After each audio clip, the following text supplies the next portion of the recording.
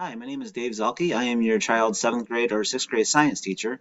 And the purpose of this video is to inform you that I've put together a Google Sheet or Google cheat sheet of how to use the different apps that we're going to be using this year. They are Google Slides, Google Docs, Google Sheets, and Google Drawings. So in each code, there'll be a video that will give some hints and tips on how to use these different apps.